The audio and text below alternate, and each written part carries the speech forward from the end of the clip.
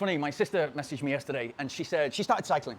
She's got a bike, she's interested, she's doing it every day, she's doing 20, 30, 40 kilometers a day, and she's getting involved and she's cycling to work, and I love that. Brilliant. My sister always comes to me like every year and she'll say, what do I need to eat? She's one of those people. What do I need to eat in order to lose weight? What do I need to eat in order to get in shape? What do I need to do in order to get better at running, walking, etc.? And in the last few years, she's become really into hiking the Camino de Santiago. She may be going to Nepal to hike there, because I've said go to Nepal. It's the best country you'll ever go to. It's incredibly beautiful. But it's cycling, it's like she's in the UK, she's in Manchester. So she was asking me about road shoes, whether to wear road shoes or mountain bike shoes, and it's different clips, and she's not clipped in before, so it's quite daunting for her because she knows she's going to fall over a couple of times when, getting it right, and that is inevitable. But the bigger thing is that she's trying to get more equipment for that bike, which is a good sign. So that's a nice tick in the box. She's not getting bored with the cycling yet, and it's been a couple of months. Yeah, she's getting into it and she's doing it, and it's her method to get to work. So it's saving her money in order to get to work. And now she's looking at trying to be more comfortable. It's apparently really bad weather in the UK, lots of rain and stuff like that. So she wants to get to work warm. She wants to keep the wind off her, so she wants some overshoes for the road shoes or for the mountain bike shoes, whatever she chooses. And so the fact that she's thinking of those things and she wants to be more comfortable on the bike is going to make that it's more sustainable for her long term, because it's not going to piss her off too much if she's kind of getting to work wet and stuff like that. If she can stop doing that and she's not getting to work in a bad place when everybody else is driving, it's so easy to get in the car when it's raining, when in actual fact, if it's not raining that much, you can just be on the bike.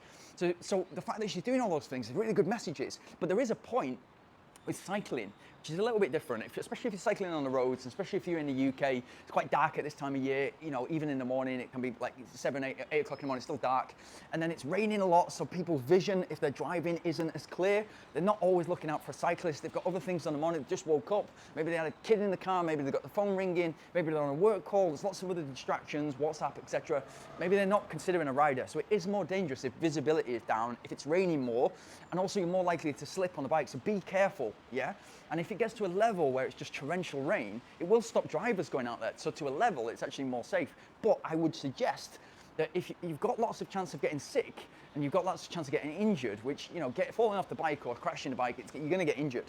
I would suggest that you kind of you stay off the bike and you kind of try, if you live close enough, to walk or run some of the way and then get on a bus or a train, if that's what you can do. That's what I would do if I was living in London. I would cycle to work and get rid of all that kind of underground nonsense where you're kind of on the tube for an hour and you're next to somebody who's like not showered the day before or been drinking the night before and stuff like that. You just cycle to work or run to work, very easy.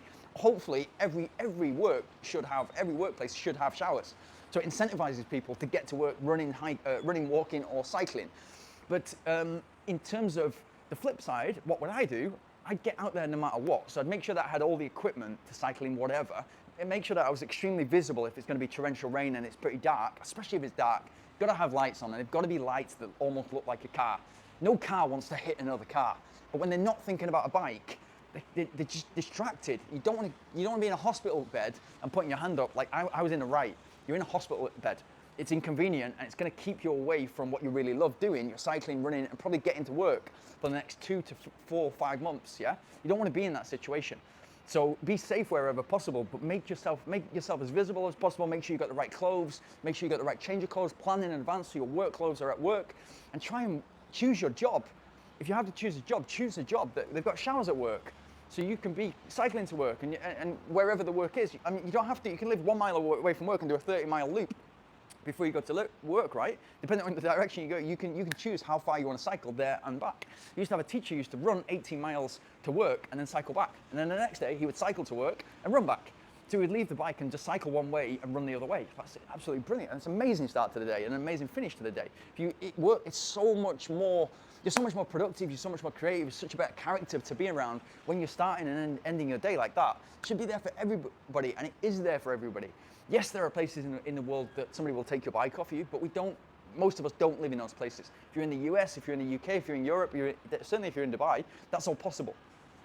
So yeah, good luck, and good luck to my sister as well.